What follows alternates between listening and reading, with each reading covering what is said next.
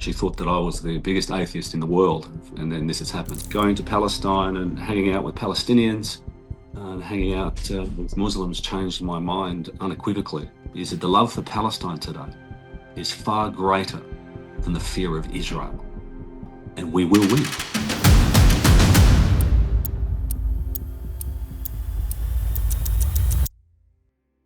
I was brought up as a Christian, but not in a good way. Christianity was forced down my throat, and so I became an atheist. And I believe hanging out with as many Muslims as I have has saved my life. Each and every story you read about, or families that have been touched by harm by Israel, but they still get through because of their religion. And to see that, it's something that I wanted to experience. Well, I went over there with information that was false from me, from mainstream media to government officials being our politicians, and then the ignorant people also saying that, the Palestinians, they're going to kill you, they'll butcher you, they're jihadis, they're Muslims, they're bloodthirsty. And so you go over there worrying a little bit.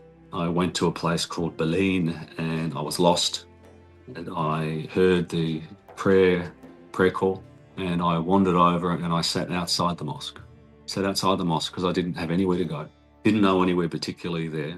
And a gentleman came out and said, "Why are you here? What are you doing?" But in a very welcoming manner. And I said, "Look, I'm lost. I'm supposed to be meeting somebody." And then they took me in. And for people saying that if Jewish people walk around the occupied West Bank, they're going to get killed, this guy didn't have any idea where I was from. It didn't actually come into any of his thought process, and it blew me away. That was my real opening to Islam. That was my first real experience.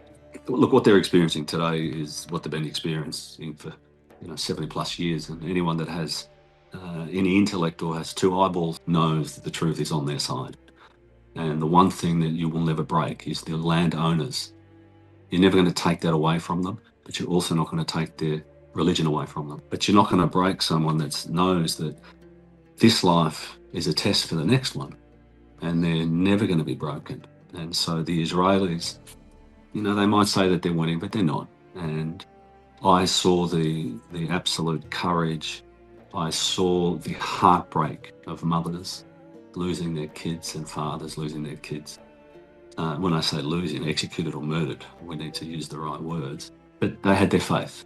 They had their faith to lean on. And without that, I don't think you could survive.